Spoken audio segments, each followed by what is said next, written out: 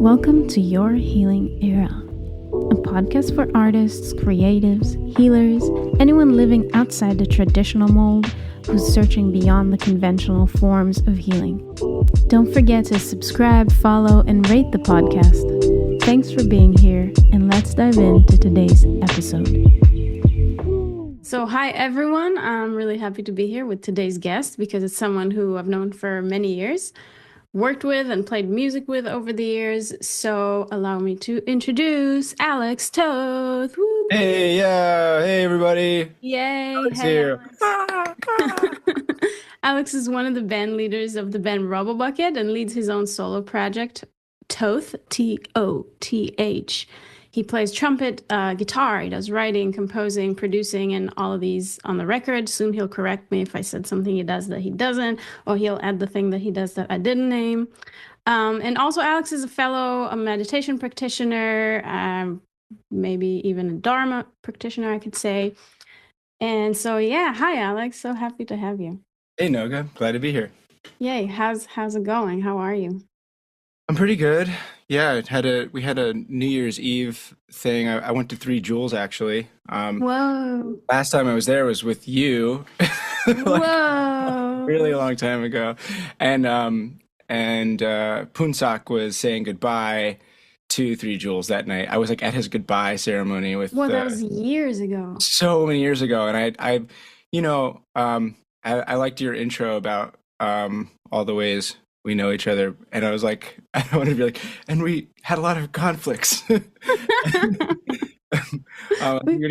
we would like have like conflicts about like we would like Dharma like talk and like about the nature of the universe, but also just like it's just funny all the ways we know each other. But I'm glad, like, despite our conflicts, that we've repaired, and I don't know. I just think it's an interesting part of the story. Yeah, because it reminds me of the thing there was one time we were walking on the street in the East Village, and you were explaining the nature of karma from like a Tibetan perspective, and it was like it just blew my mind. Like I never understood it in that way. But years later, our karma brought us into more conflict, but it's like stuff that we needed to. I don't know how you would put it from a Tibetan perspective, but I guess stuff we needed to work through, and I think it's really cool that in the context of being a Dharma practitioner, and for me, I'm in recovery, and there's therapy through that stuff that we really grow and learn through conflict. It's one of the main ways that we grow, versus it just being like burnt bridges and fuck you. Yeah, absolutely. Man, there's like so many little things in what you just said that I want to zoom in on. I just want to start by saying that I think from my experience, relationships are much better and stronger when you actually face the things, because whatever conflicts, little or large, that we had, like if we're able to actually apologize or talk things out and not burn bridges, like you said, and fuck you.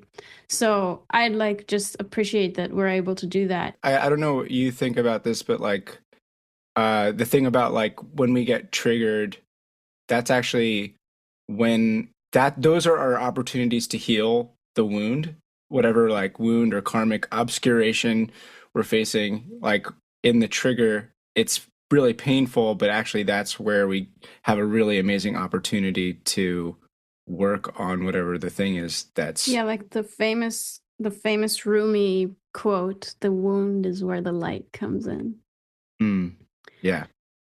I'm guessing that not everybody knows what Dharma practitioner is, and also you named that you spent your New Year's Eve or New Year's Day. New Year's Eve, yeah. New Year's Eve at the Three Jewels. Like, people don't know what the Three Jewels NYC is. It's a Dharma, it's a Buddhist center, yoga studio. Like, but it's more than what the eye can see. Yeah. I hadn't been back there since since you were actually the first person to really you were the face of Tibetan Buddhism for me for years. Oh Lord, that's a lot of weight. because I had started going on like meditation retreats back in My first one was like in December of 2014. I did a 3 day and then a 10-day retreat, and that's all kind of from the Theravadan Buddhist tradition. And I don't really, yeah, I mean, as time goes on, like this past year, I actually had a lot more exposure to Tibetan Buddhism, and I'm like learning more and more about it. You mentioned a couple other things earlier, and there was a question I wanted to ask you, even though I promise there won't be very many questions, and we'll just kind of let it flow. But something that I always find interesting about people who are on some kind of a healing path, people who are on their healing era, um, is not always, but so often there is some kind of a big thing that pushes them onto that path, and that big thing is oftentimes uh, has a suffering nature to it. I know for myself, for me, it started because I had a very serious, like, physical illness that kind of led me onto a spiritual path and a more healthy, aligned way of living. So I'm just curious if you would like to share just kind of how to get into all of these things.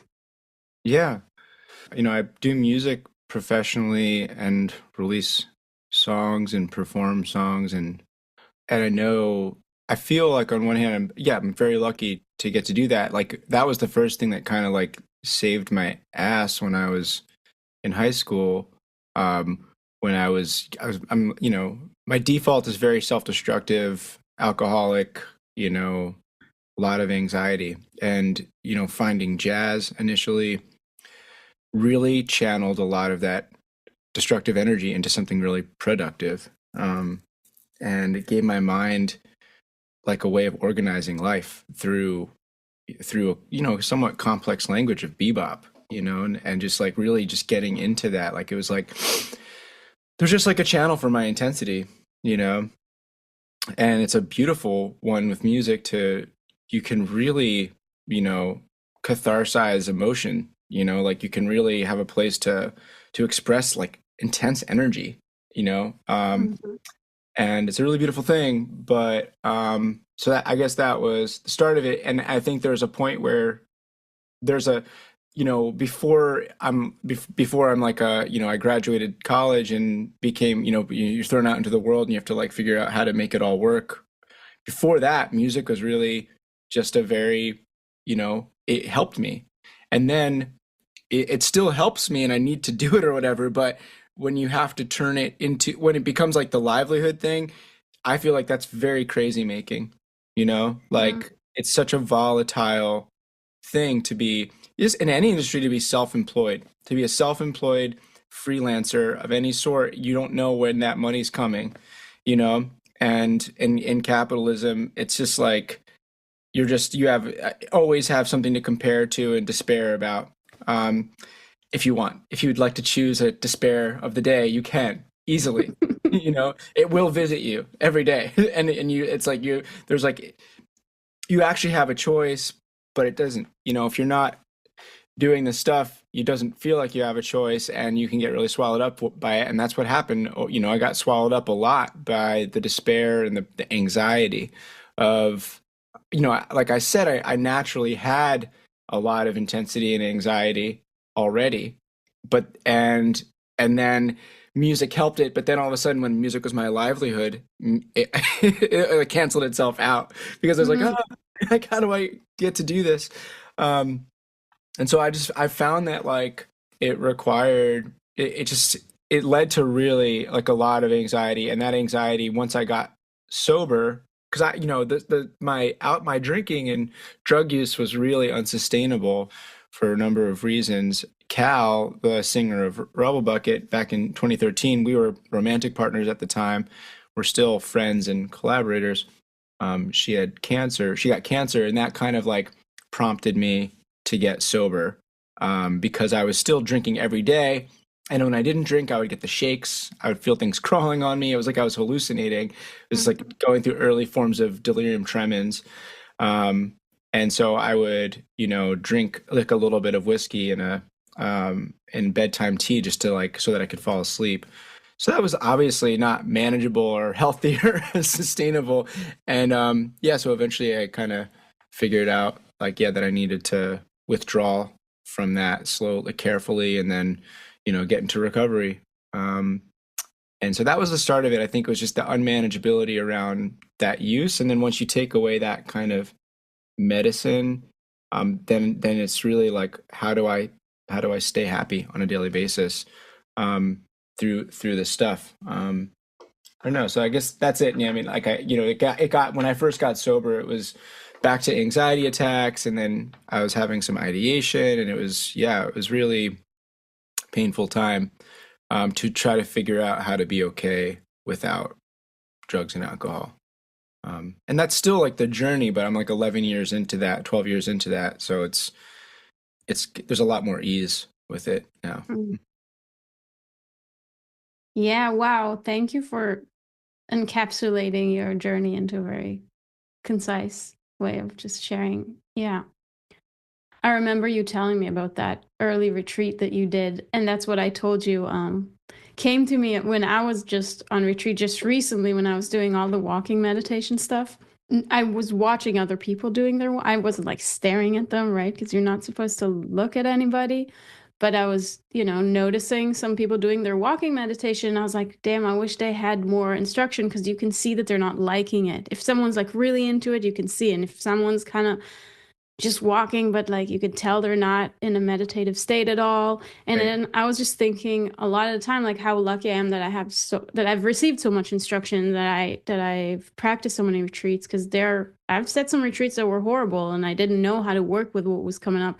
And so I just felt like really lucky that I had tools to work with things that were coming up or just like it's not a suffering nature to the meditation itself, but it's just like the stuff that you start to notice when it comes up. But anyway, my point was that I was grateful for receiving walking meditation instructions from you when you returned from your first big retreat. Like specifically, like really paying attention to the foot, like touching the floor, like every part of it. And like when it comes up and stops touching the floor and just like every little part of it. And I was just thinking about you and I was really grateful that Yeah, that's you awesome. gave me those instructions. Yeah, that was actually my third or fourth retreat that I got those instructions. The first retreat I went on was like the very first was like a Zen 3 day Zen thing, but then I went on like a 10 day Goenka retreat, like Vipassana, and there's no walking emphasis with that. It's all sitting. Yeah. Uh, and then I went to IMS, and at IMS it's really non-specific. They really don't give specific walking instructions, so it didn't really like make sense to me at the time. Um, there's the Thich Nhat Hanh thing, which is I always found really beautiful, which is like kind of it's not part of my walking practice necessarily, but I find it beautiful of like just imagining the ground welcoming you, like that it wants you to step on it, like the earth and it's basically a meditation on the earth. You belong here, that the earth wants you to be here. Uh, Wow. and that is interestingly, for what some of my struggles with like self-worth and feeling not enough and anxiety, the message of anxiety is I'm not where I'm supposed to be, I'm not where I'm supposed to be, I'm not where I'm supposed to be. It's just like saying, it's just like a signal that's like I'm not where I'm supposed to be, I'm not where I'm supposed to be. It's just that's the like what it's like, kind of the message.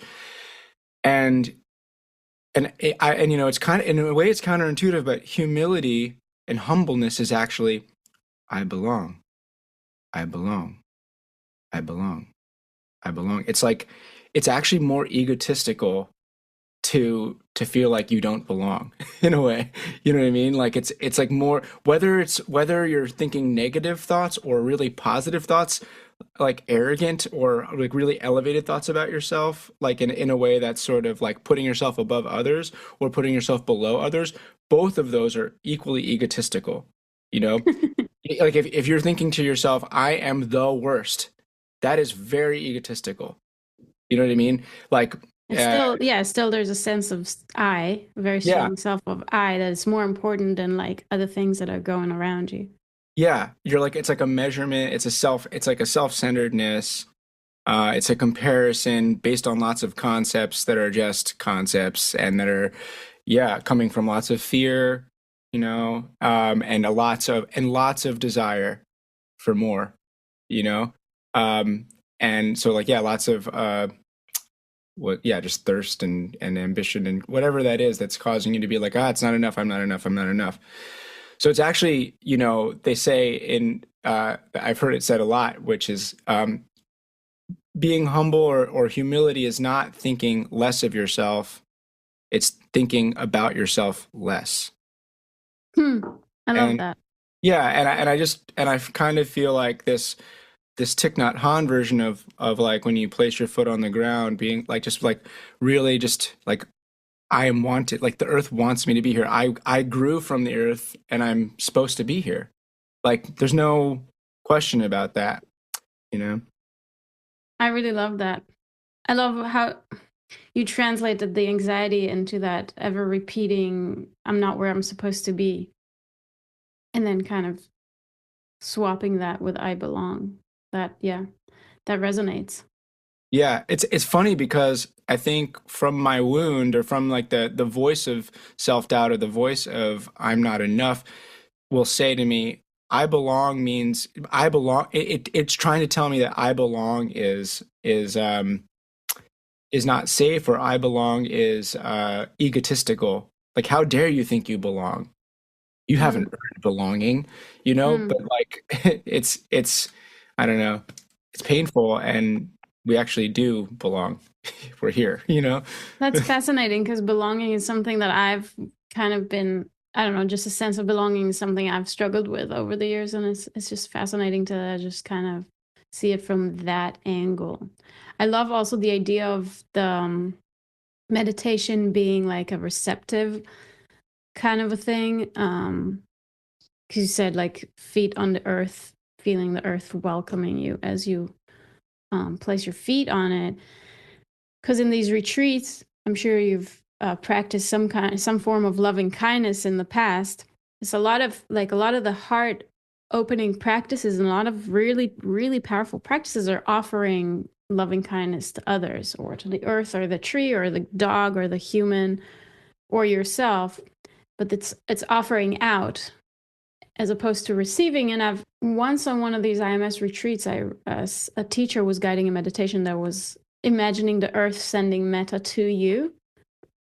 And that was really powerful. And then in this recent retreat, one of the teachers led a meditation that was sending metta and compassion to you, but really just visualizing a person that you know really cares about you and like just having them be right there with you, showering you with all of this loving kindness that you've been sending to others.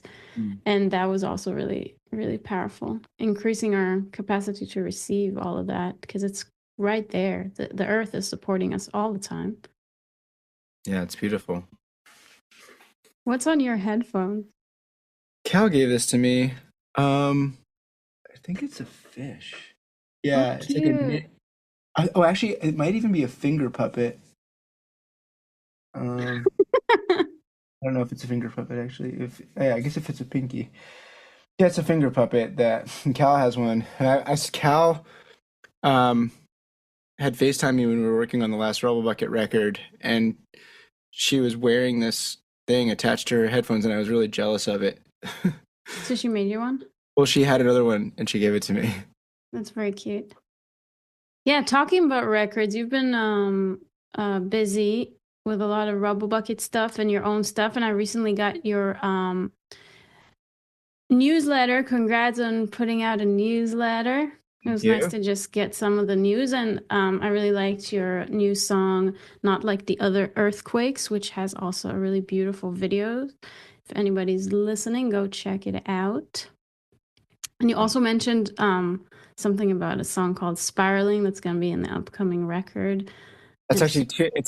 That's two records from now because I made that record first, but then I spiraled about that record, and so the record with spiraling on it, I'm putting on the back burner. I think there's so many great songs on it. I just need to pause on it and do this easier record. that's very understandable and also good to kind of be able to know that, you know. Can we talk about spiraling?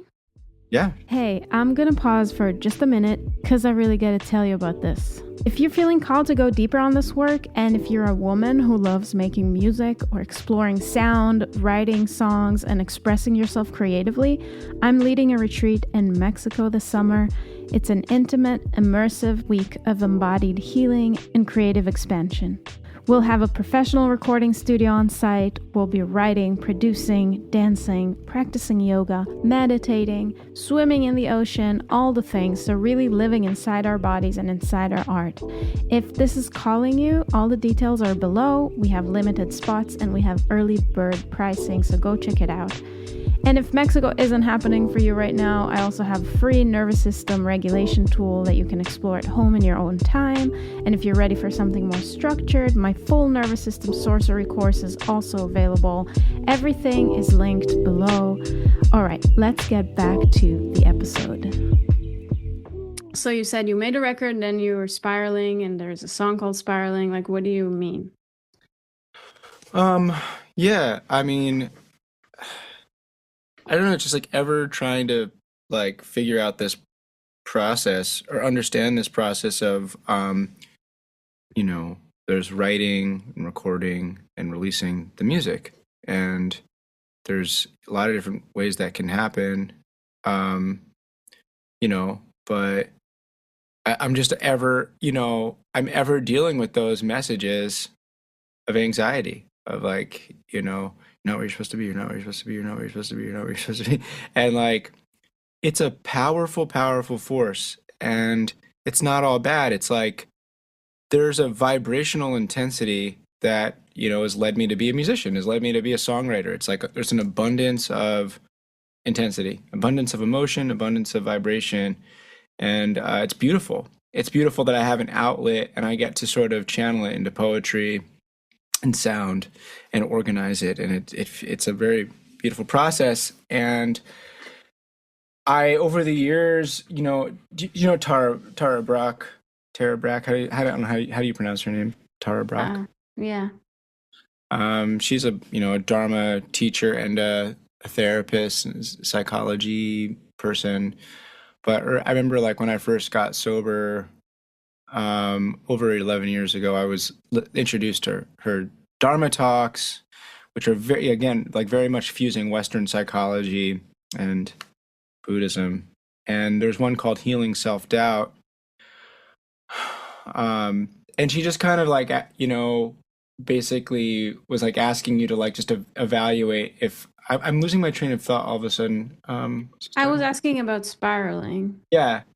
Song intensity, channeled into music, the record. Oh yeah, yeah. Thank you, thank you, thank you.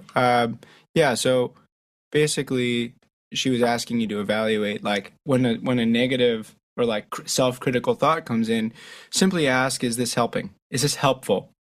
You don't have to like answer it and you don't have to push it away, or you just ask the question, is this helpful? And I don't know, like something over the years of being a practicing songwriter, like once I got sober, I was able to really write lots of songs, and I was doing the song a day thing, which you know about, and really confronting this stuff. And what happened over time is that fear and doubt stopped entering the stopped entering the process of writing songs. Like I almost never I almost never have fear and doubt when I'm writing songs. It's just play. It's just like, yeah, like song, song, song. It's like I just do it. I just do the song. It's so natural. And so I have so many songs, but it's like how to keep the fear and doubt out of the art for how like and through the various stages, because it's not just writing and recording the demos. It's then like, what do you want the album to be, and what are you releasing, and what are you putting out there, and how are you putting it out? What kind of money are you putting into it? Into the production of all of these elements beyond just the writing of the song. And there's a million ways you can do that. So you're talking about fear and doubt kind of having to be dealt with throughout the different phases of really music making. Yeah. Is it really as simple as asking, is this helpful, or how is it most helpful for you? I For me, I wasn't like literally necessarily asking myself that, but I was writing lots and coming up against like major forces in me that didn't want me to finish the songs, you know? And Oh, I I know. Yeah. And I like it was like a bloody battle early on but because I was doing a song a day thing where I was like you have to print an MP3 before you go to bed no matter what. So therefore even if you're filled with self-hatred and loathing of the song and you think it's, the whole world's gonna like turn their backs on you because of this lyric you wrote, you know, and that you're going to like die alone, like homeless, like, Back um, to belonging, yeah. yeah, like you actually just put whatever lyrics to it, and you actually don't have to play it for anybody if you don't want, and it's fine. It's not the end of the world.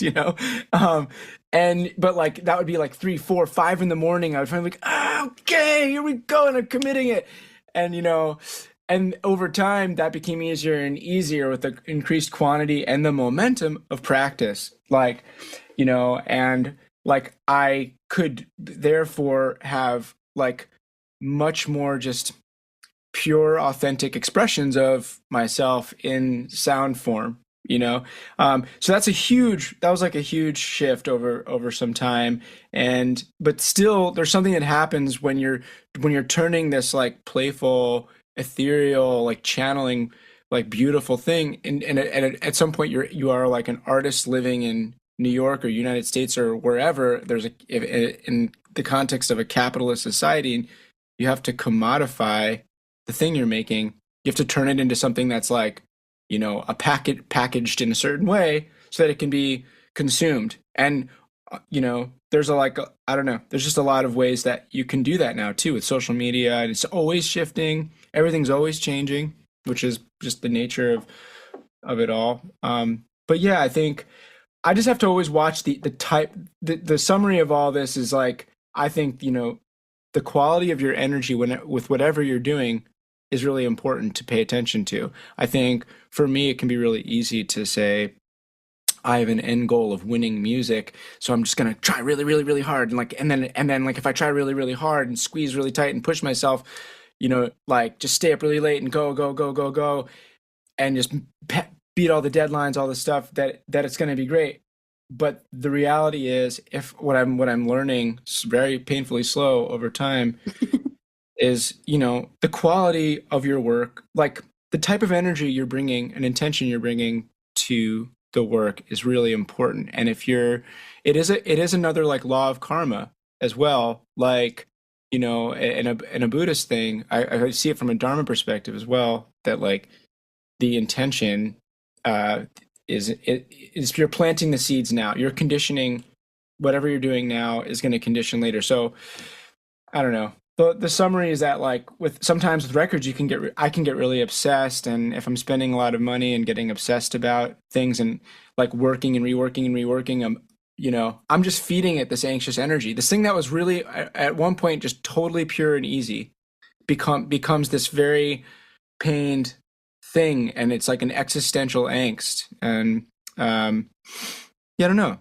And then it's not fun too. And that was the other big thing, is just like I turned 40 last year, and I was like, I need to, I'm like it's not enough to quote unquote live the dream. It's not enough to just be to make a living doing music. Like that's actually not nearly as important as being happy. And so like yeah, that something I need to just, in the past couple of years, I've just made a strong intention to shift to just really watch the level of stress that I am carrying in my attempt to succeed in my career, because it's not worth it. The stress isn't worth it.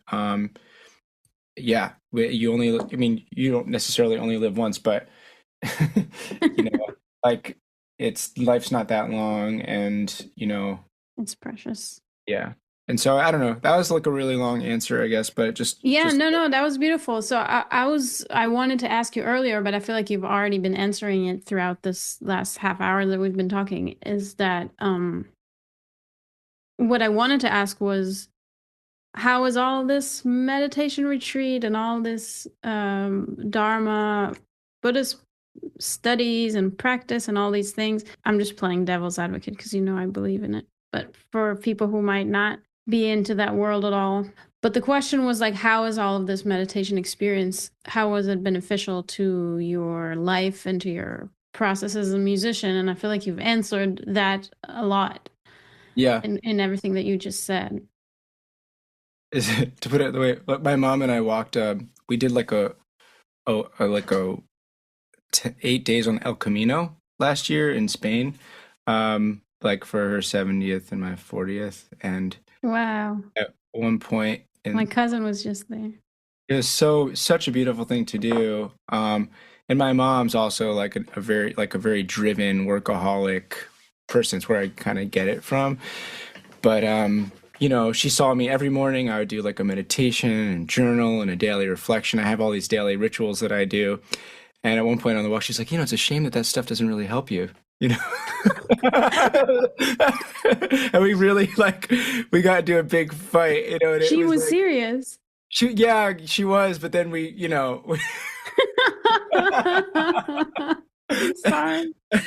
um, and it was funny because um, we we were like visiting these really old churches along the way. And she went to Catholic school growing up, and I was raised Catholic, but we're in this old church, and there's most of the people in this tiny old church with beautiful, like 800 AD paintings on the wall, like you know are like they're this is a sacred journey for them. They were like crying and like just praying, and my mom's getting the stamp. She's like, come on, like we got the stamp, let's go. Like let's go to the next thing. And I'm like wow, like look at the people who are like, this is their God, this is their thing, Church. totally, and this is, my mom and I are like, we grew up Jersey Catholics, but I'm like, wow, like I want to experience what they're experiencing, this awe. They're experiencing this awe of God right now. Devotion, yeah. Yeah, and my mom's like, come on, come on. It's like, let's, like feeling nothing. And then, and then she made that comment, and so we had this, it really brought us into this really deep talk, and she has a lot of Catholic baggage, like Irish Catholic trauma from all of this stuff, like her brother died and of alcoholism, and at 58, and he was like such a devout Catholic, and it's like, so she has all this Catholic kind of baggage, so she's actually not very spiritual, and so she was questioning my practices, and I'm like, it's like, you don't want to be hanging out with me if I'm not doing this stuff with the journaling and the daily reflection and the meditation, like don't say it's not working. It's doing a It's lot. doing what, yeah. It's Yeah, doing a lot. absolutely. And I'm sure there are people in your life that have been watching you transform and have been, seeing the process unfold and seeing that it is actually really benefiting you, and as byproduct, everyone you Yeah, I come mean, in contact with. the biggest example of that, and you've heard this story, was like my first 10-day retreat where I went, I was really having all the anxiety attacks. I was having suicidal ideation. This was back in 2014 when I was a year sober, and I was just miserable. And, and Rebel Bucket was on tours. Cal was a year in remission of cancer. And so I was miserable, and somebody suggested going on a meditation retreat, so I did. And on that 10-day retreat, I was like, this better fucking fix me. And and and then I was like, I want to be the best meditator. It was like, but like it really like, and then on the retreat, something totally unexpected happened, because I have like a jazz trumpet background, which is that these intense punk songs came into my head, and they were like Buddhist themed punk songs, or yeah. And after that, I got off the retreat. Started demoing these songs, and I sent one of them to Delicate Steve, and he sent it right back with thrashing guitar on it. And and all of a sudden, and as I was demoing the songs, like I'd never been a singer before. I'd never identified as somebody who could sing. In fact, I'd felt like people in my band and were discouraging me if I was ever even singing backup vocals, you know? And so my voice would be on demos, but I would never be the lead singer of anything, you know? And as I was, and even the act of demoing out punk songs was a gift of having done 100 hours of meditation in a condensed period, because I had all these voices saying, you know, you're not punk. What are you doing? You can't sing. You're not allowed to do that. Like all these things, and I would just be like, oh, I would just see them and not attach to the thoughts. I wouldn't push them away, but I'd be like, oh, haha, like, you know, and I would just let them float by. Uh-huh. It was like a light thing, but it was a majorly like transforming thing to go from, you know, not being a singer to being like, oh, like actually I'm quote unquote allowed to sing.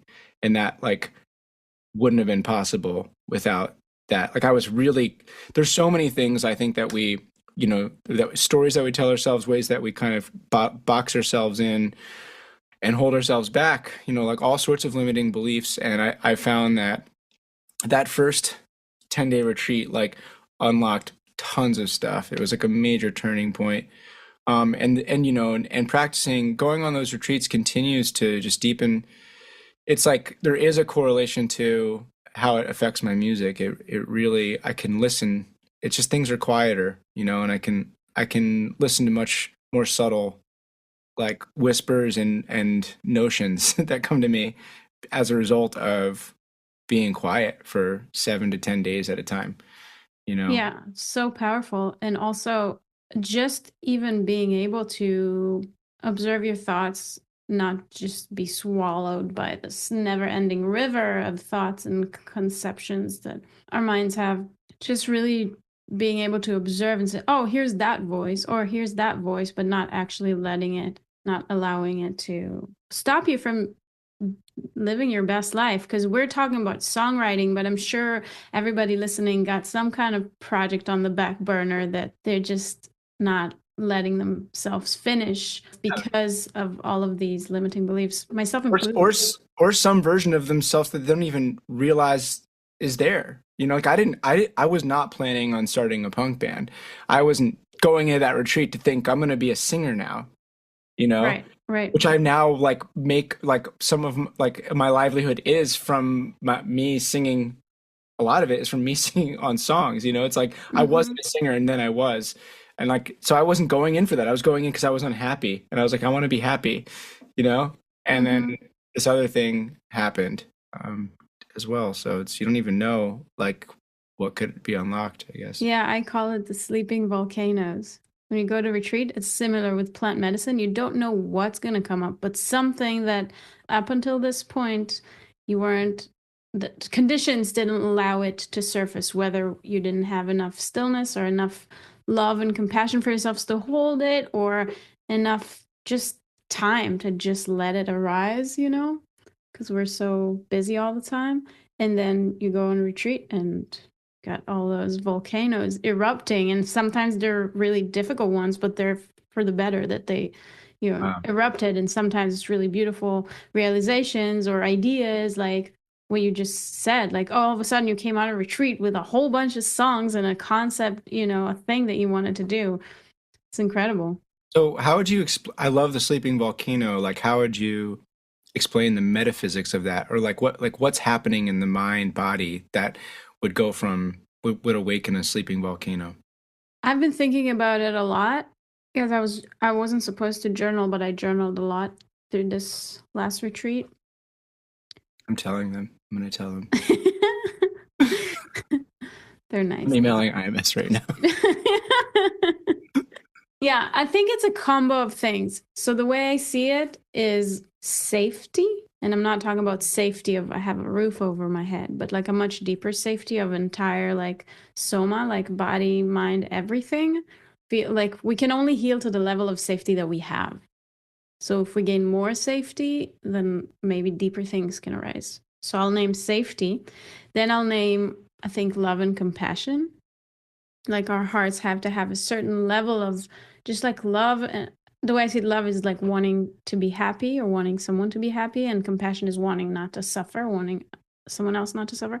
So having enough levels of safety, love, and compassion, that's one. I guess we can put the three as a one component. And then literally time and space. Like I wasn't talking to anybody, I wasn't having any devices near me, no distractions, you know. So there's things that come up and there's like, oh, it's the usual thing. The first week or so you're like, oh, those are the regular things. Oh, here are the things that always bother me. Oh, here are the things I've been thinking about. And sometimes your mind have to think through a whole thing and it didn't even have time. Sometimes, people sit to meditate. They think they can't meditate because they sit down to meditate and then all these thoughts come up. I'm like, no, you haven't even given your thoughts space to exist. So you let some things run their course, so the time and space allow certain things Yeah, from because you're the not from the distracting surface yourself. level. Yeah, from the surface level, and then deeper things have space to actually float up. So I'd say safety, love, compassion, and time and space. And then going back to something you said, which is like intention, like you also bring an intention to a retreat. I didn't have a specific intention, just like a general, I know this is good for me. I'm looking for healing, release what needs to be released, strengthen what needs to be strengthened. Yeah, what's an example of a volcano? I know this is your podcast, but what's a volcano that was awakened? There's things that just didn't have all the conditions I just mentioned of time, space, love, safety, and etc. There's things that just didn't have time and the conditions to metabolize. So finally, they could metabolize. Examples like a really old heartbreak from years ago that just needed to metabolize, and after it was, then the whole story left and stopped Whoa. bothering me. Another thing was like this retreat started like in October, a year after October 7th, when I was in Israel, when the war started, when the October 7th attack, and it was very overwhelming, and it was also You like a were in really Israel then. I was, yeah. Wow. Yeah, so I was in Israel for the beginning of it, and then I flew out. I flew back to the US to go on tour, and so I just got swept into life, and it was really difficult the first few months, but I thought I did all the healing, right? Because I had healing friends like reach out and offer me sessions, and I had people to talk to and all that. So I thought like, oh, okay, like, and then after a few months on tour, I was like kind of starting to settle down and feel like slightly less triggered. But then during the retreat, a big piece that wasn't metabolized finally had the conditions to be metabolized. And it was like really, really just a lot of grief in my heart for things that I saw and experienced that day. So um, I thought I did healing around it, right? I'm not pushing it away or anything, but I didn't have that sort of container and conditions to actually fully like Wow. let a really big piece move through. So, and those are I just named two things: the heartbreak and the Yeah, no, grief. that's massive. Wow. And that was a 6 week retreat. Yeah. And you've done more than one of those? No, that was my first one that's this long. But yeah. Okay. And then usually what other retreats have you done? I've done the Goenka one that you've done, and then I've done a lot of IMS retreats, just like anywhere from like 5 days to 13 days, just like over the Okay. years, just a lot of Okay. those, but Cool, never cool. did like the long, long one. And Wow. then it took like what I just told you, it took like a couple of weeks of just settling and practicing a lot of metta, like a lot of loving kindness. Actually, IMS also has a really, really beautiful team of retreat support. So you can actually, if anyone's listening thinking like, oh my God, you're alone and you have to go through all that. No, when that whole October 7th thing came up, I was like, oh, that's when you're supposed to contact retreat support, right? So I went to the front office and asked to talk to them. And there's like a red phone in there. You just lift up the phone and it calls one of their cell phones. They live there at IMS, the retreat supporters. Wow. And they're really amazing. So I actually got to sit with someone through some of that grieving and processing stuff. Yeah. Cool. Thanks for sharing. Okay. Yeah. So hopefully, like, I'm lighter, a little lighter after this, volcanoes erupting, and then maybe we carry less of the things that we shouldn't be carrying anymore and that sort of thing.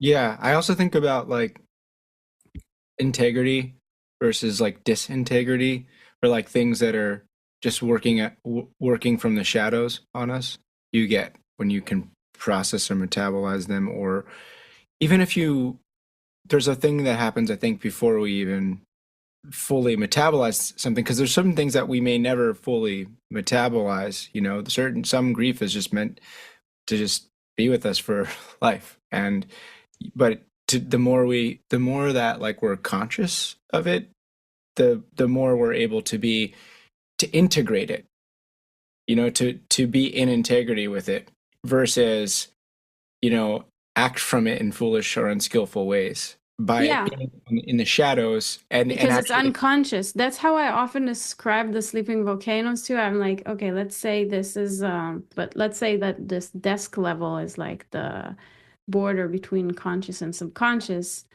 mind. And when you start to meditate, you might notice things that are kind of like on surface level, right? Oh, like my to-do list and my shopping grocery list, and oh, I forgot that, and oh shit, that thing that I said yesterday, whatever. Like all these like surface level things, and then the deeper you go, and then on the bottom floor, it's like the bottom of the ocean. It's like a sleeping volcano on the bottom of the ocean. Yeah. Yeah, I mean, I could see like how like working through like an old heartbreak, like having that like kind of come to the surface and be metabolized could like impact, future friendships or romances in a really positive way. Like you're just, Hmm. even if you're like, 10% more open-hearted or softer around something, it could shift a thing in a subtle ways, Exactly, really change exactly. course. Absolutely. So yeah, I wasn't like trying to convert everyone into being a meditator and going on retreat, but hopefully people listening kind of getting some, because a lot of people don't really get why we do this stuff. Like, why would you be quiet? Oh, that's so hard. I'm like, the hard part is not the not talking part. The hard part is actually like letting yourself feel and just be with whatever is in your experience and having tools to be with it. I think about it too as like where we have this illusion that we're like we're making choices, and that we're not that we, I'm sure we are making some choices, but a huge percentage of the actions, thoughts, and things like words that are happening from our being are not chosen. They are just happening. They're just default, automated. We are not controlling them. We are just behaving. We're not, or misbehaving. We're just doing. And it's just little morning, like for me, when I'm interrupting that when I'm doing like little brief meditations, little watching the mind, watching the body. It's beautiful to like just be like, oh, I could just check out what's happening in there, like, and just have a little bit more agency, maybe, to choose, to make a choice. Absolutely. So, Alex, we're just coming up to an hour soon, and I want to make sure that if there's anything you want to, anything that's burning that we didn't talk about, or anything that you'd love to invite people to, or let people know how to find you. And I know you have a show coming up in a couple of days, but this podcast episode probably won't be out in time for this show. But yeah, anything else that you want to? Yeah, I mean, I can tell people that, yeah, Rubble Bucket released an album. Rubble Bucket's one of my two main projects. Rubble Bucket's what I've been doing for many, many years, and Noga, your podcast host here, played bass in it. um, yeah, we released a record in October and we're touring it starting in mid-January, and then there's dates all the way through like kind of like mid to late April. I'm sure there'll be more stuff in the summer. So yeah, I mean, keep an eye out for the Rubble Bucket US tour dates, and my other project Toth is opening on some of those shows in March. What else? Yeah, and I'm going to be releasing just so much music as Toth this year, because I have two LPs, plus I have this happy birthday record with like 100 birthday songs on it. Um, I don't know when I'm going to release that, and then I also want to make a 100 birthday songs is because is a project of you writing birthday songs to your friends throughout the years. yes, correct. But yeah, so and then also I have an album in the works of. I'm calling it a dalbum because it's an album of songs from the Tao Te Ching. Um, so yeah. Sweet. And then I guess all of these info and dates and stuff are on the Rubble Bucket website and on your website. What is it? Toth Tunes? Yeah. Tothtunes.com, yeah. And you could be found on the socials. Why don't you play us a little tune? I'm trying to think. Oh yeah, I should just play. Even though Spiraling's not coming out. I should play Spiraling. Yeah, let's go. Here we go. The song's called Spiraling, and it's not going to be out for a while.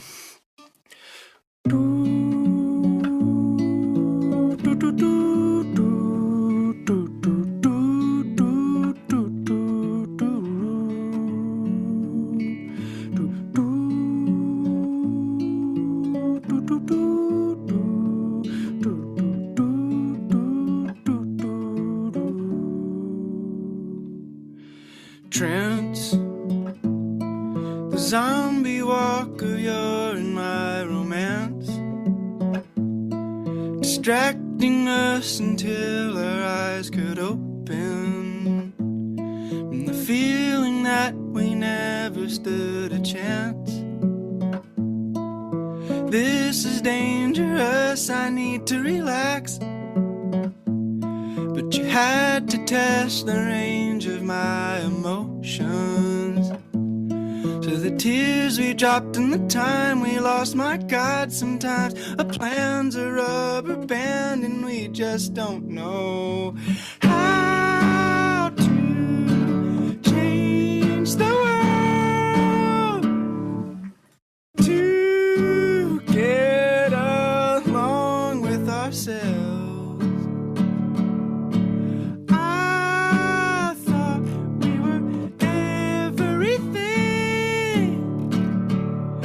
You and I were spiraling. Yeah, I really messed it up. No, that was beautiful. I don't know. Final notes, anything that's been super present for you that we didn't get to? I like the idea that happiness is possible. I'm happy about that. I'm happy about like that, like as I get older, it really comes down to this Dalai Lama quote that I heard many years ago, but it's just like it takes forever to actually, it takes lifetimes to do it, which is, do more of what makes you happy and less of what makes you unhappy. And that's like a wildly challenging thing to do. It's like the hardest thing you can ever do, but it's so beautiful to have the opportunity to like look at that, and to be more intentional with friendships and more intentional with what I'm doing with my time, and the things that are making me feel bad, and like trying to engage with them less, and things that are making me feel good, engage with them more, and processes of simplifying my life wherever possible. I'm like kind of feeling that going into 2025, that I want that energy. Amen. Happiness is possible. Yeah. Alex Toth, thank you so much for coming to chat. Yeah, thanks Noga for having me. Thanks so much for tuning in. If this episode resonated, send it to a friend, share it in your stories, or take a moment to rate the podcast and subscribe. It genuinely helps this little baby podcast grow organically and reach to the people that it needs to reach. I really appreciate every comment and every review. And as always, if you want to go deeper, my course, retreat, and free resources are all linked below. This is your healing era. Take care, and I'll see you next time.